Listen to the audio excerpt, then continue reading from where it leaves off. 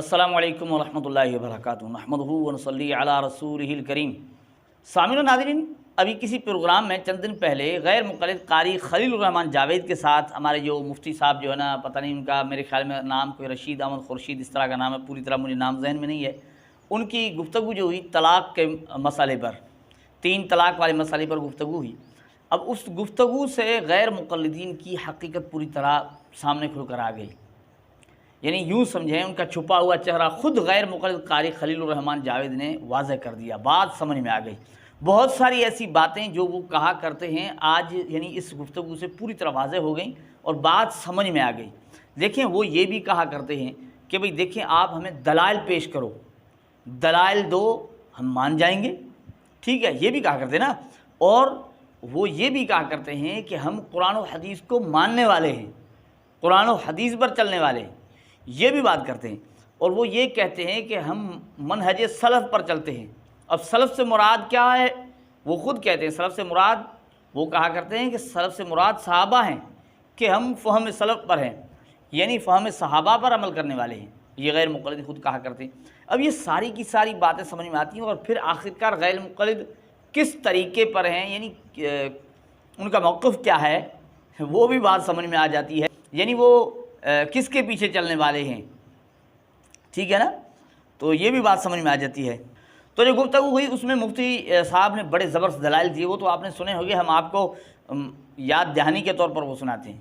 جو احادیث پیش کی گئیں اس میں اس بات کا ذکر نہیں ہے کہ ایک مجلس کی 3 طلاقیں 3 ہوتی ہیں، تو سوال یہ پیدا ہوتا ہے کہ قرآن حدیث میں کہاں یہ بات لکھی ہے کہ ایک مجلس کی 3 طلاقیں 1 ہوتی ہیں؟ یہ قرآن حدیث میں پہلی بات یہ ہے کہ کہاں لکھا ہے؟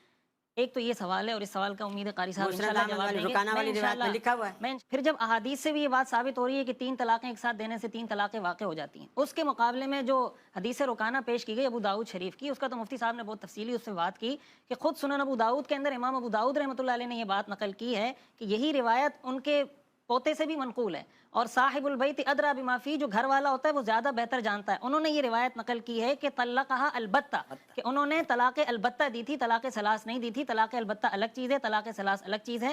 خود امام ابو داؤد رحمۃ اللہ علیہ نے یہ روایت نقل کرنے کے بعد کہا ہے یہ طلاق البتہ والی روایت اصح ہے اس روایت سے جو روایت طلاق ثلاث والی ہے۔ پہلی بات تو یہ۔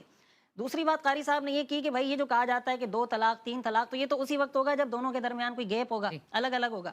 دیکھیں یہ بنیادی طور پر قرآن کریم کی جو آیت ہے الطلاق مرتان، اب عموماً اس سے استدلال کیا جاتا ہے یا کنفیوز کرنے کی کوشش کی جاتی ہے لوگوں کو۔ قرآن کریم کے اندر کئی مقامات پر یہ اصطلاح 2 کے معنی میں بھی استعمال ہوئی ہے، جہاں پر کوئی وہ کام باری باری کرنے کی بات نہیں ہے۔ مثال کے طور پر 22واں پارہ جہاں سے شروع ہوتا ہے وَمَن يَقْنُتْ مِنكُنَّ لِلَّهِ وَرَسُولِهِ، اور آگے ہے اجرہا مرتین، کہ ان کو 2 دفعہ اجر دیا جائے گا۔ اب اجر 2 دفعہ دینے کا کیا مطلب کہ پہلے 1 دفعہ اجر دیا جائے گا، پھر 5 منٹ کا وقفہ کیا جائے گا، پھر ان کو 5 منٹ پھر ان کو اجر دیا جائے گا۔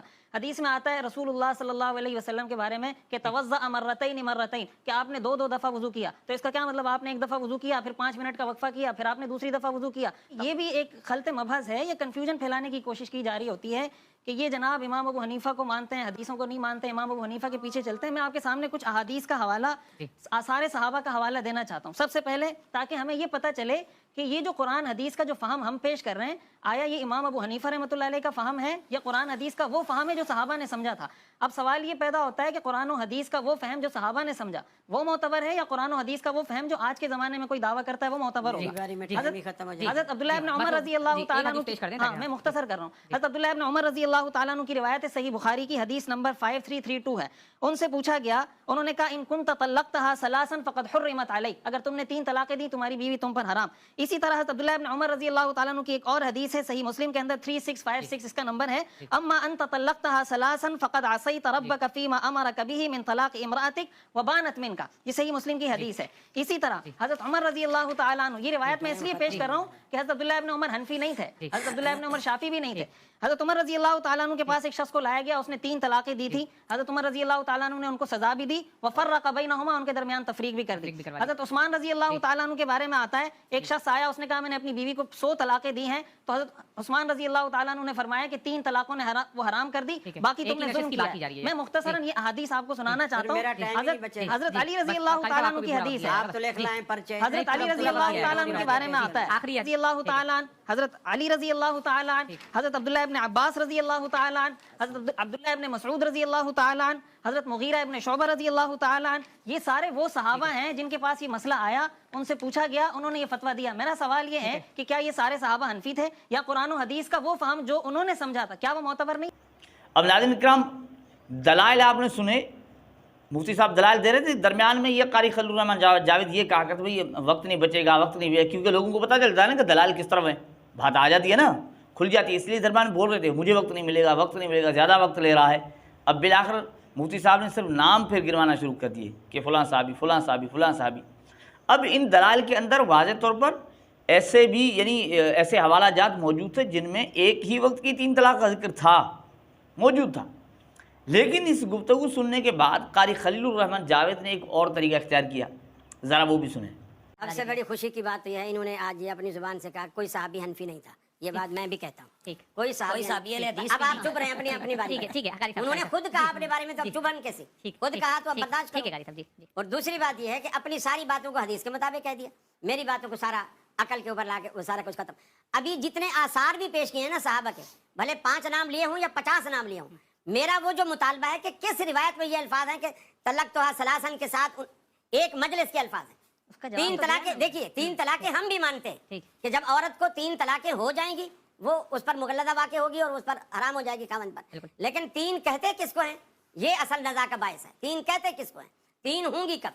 مسلم شریف کی حدیث جو انہوں نے ابھی تک نہیں پڑھی، میں چاہ رہا تھا ادھر سے آئے، حضرت عبداللہ بن عباس رضی اللہ تعالیٰ عنہ بیان کرتے ہیں، وہ کہتے ہیں رسول اللہ صلی اللہ علیہ وسلم کے زمانے میں، ابو بکر صدیق کے زمانے میں اور حضرت عمر فاروق رضی اللہ تعالیٰ عنہ کے ابتدائی 2 یا 3 سال تک ایک وقت کی 3 طلاقوں کو ایک مانا جاتا تھا مسلم شریف میں۔ اب اگر آپ موبائل میں وہ حدیث نکال لیں تو آپ اس کو دیکھ لیں، یہ حدیث ہے۔ اب مجھے بتائیے، اب مجھے تو کہہ رہے ہیں کہ جی صحابہ کرام یہ نہیں تھے، صحابہ وہ نہیں تھے، مجھے بتائیے رسول اللہ کی عدالت عظمیٰ میں اگر ایک مجلس کی 1000 طلاق کو بھی ایک مانا جاتا تھا تو اس سے بڑی عدالت کوئی ہے؟ تو حضرت عمر رسول کی مخالفت اس سے بڑی کوئی عدالت ہے؟ حضرت عمر کا حکم تعزیری ہے۔ اب دیکھیں خلیل الرحمن جاوید نے یہاں جو بات کہی وہ یہ کہی کہ بھئی دیکھیں آپ نے جتنے دلائل دیے اس میں اکٹھی 3 طلاق کا ذکر نہیں ہے، حالانکہ ذکر تھا، ٹھیک ہے، کیونکہ انہوں نے پڑھنے ہی نہیں دیا نا، ذکر تھا، لیکن اور خود جو ہے نا بطور دلیل ایک چیز پیش کی کہ اللہ کے رسول کے دور میں، دیکھیں اپنی بات پر جو دلیل پیش کی یا حدیث پیش کی کہ اللہ کے رسول کے دور کے اندر حضور صلی اللہ علیہ وسلم کے دور میں اور حضرت ابو بکر رضی اللہ عنہ کے دور میں اور حضرت عمر رضی اللہ عنہ ابتدائی دور میں، یہاں تک جو ہے نا وہ 3 طلاقوں کو یعنی 3 طلاقوں کو ایک شمار کیا جاتا تھا۔ اب مفتی صاحب کی گفتگو پر مطالبہ یہ تھا کہ آپ نے جو دلائل دیے، حوالہ جات دیے، اس میں اکٹھی 3 طلاق کا ذکر نہیں ہے۔ اب خود جو پیش کی اس میں یہ بات بھول گئے کہ بھائی میں جو پیش کر رہا ہوں اس میں کہاں ہے کہ ایک ہی مجلس میں یہ 3 طلاقوں کو ایک شمار کیا جاتا تھا، وہ بھی تو نہیں، ٹھیک ہے۔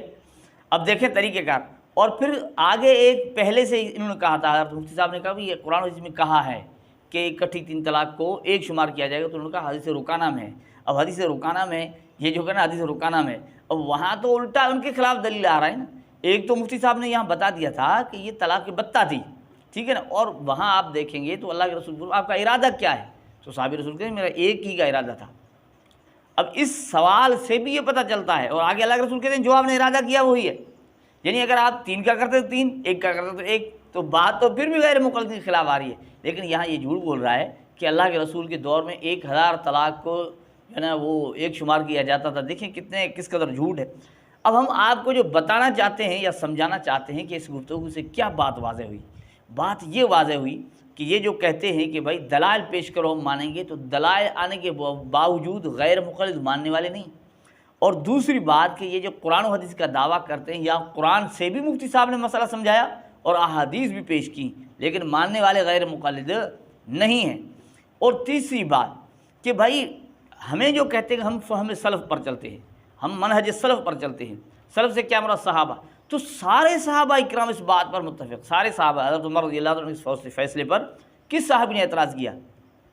دیکھیں نا، اب اس چیز کو وہ کہتے ہیں یہ تو یعنی حضرت عمر کا فیصلہ تعزیراً تھا، تعزیری فیصلہ تھا، اور پھر یہ کہا کہ شریعت تو پہلے یعنی مکمل ہو چکی ہے۔ اب شریعت پہلے مکمل ہو چکی، یعنی بات کی بات نہیں ماننی نا حضرت عمر کی، تو پھر اللہ کے رسول نے کیوں کہا کہ اختلاف کے زمانے میں علیکم بسنتی و سنت الخلفاء الراشدین المہدیین، یہ اللہ کے رسول نے کیوں کہا؟ خود اللہ کے رسول نے کہا ہوا ہے، ٹھیک ہے نا۔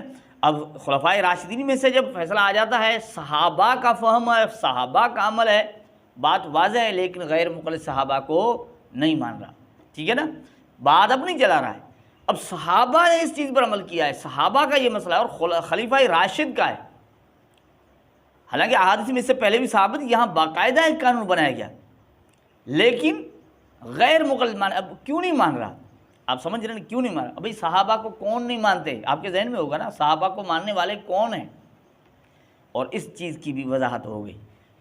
ایک تو یہ کہ دلائل آنے کے باوجود نہیں مان رہے، دوسری بات یہ ہے کہ قرآن و حدیث کا دعویٰ کرتے ہیں، قرآن و حدیث آ جانے کے بعد مانتے نہیں، تیسری بات یہ کہ فہم سلف کا دعویٰ ہے لیکن صحابہ کے فہم پر نہیں چل رہے۔ اگلی بات آخرکار یہ ہیں کون؟ یہ وہ ہیں جو صحابہ کو نہیں مانتے، کیا وہ ہیں؟ یہی بات خود انہوں نے کہہ دی، ذرا سن لیجئے۔ حالانکہ ان کا بھی وہی موقف ہے جو میرا ہے اس مسئلے میں، آپ کے بعد کہ ایک مجلس، آپ ٹائم ہی نہیں بچے گا تو کیا دیں گے آپ ٹائم؟ اب دیکھیں، کہتے ہیں ہمارا موقف وہی ہے جو ان کا ہے، کن کا؟ جو صحابہ کو نہیں مانتے، جو صحابہ کے دشمن ہیں۔ تو ناظرین کرام، اس گفتگو سے جو مفتی صاحب کے ساتھ قاری خلیل الرحمن جاوید کی گفتگو ہوئی ہے طلاق کے مسئلے پر، اس سے پوری طرح غیر مقلدین کا چہرہ بے نقاب ہو گیا، ظاہر ہو گیا کہ یہ صحابہ کو ماننے والے نہیں ہیں، ان کا وہی موقف ہے جو ان کا ہے۔ اللہ جل جلالہ ہمیں ان کی حقیقت کو سمجھنے کی توفیق عطا فرمائے۔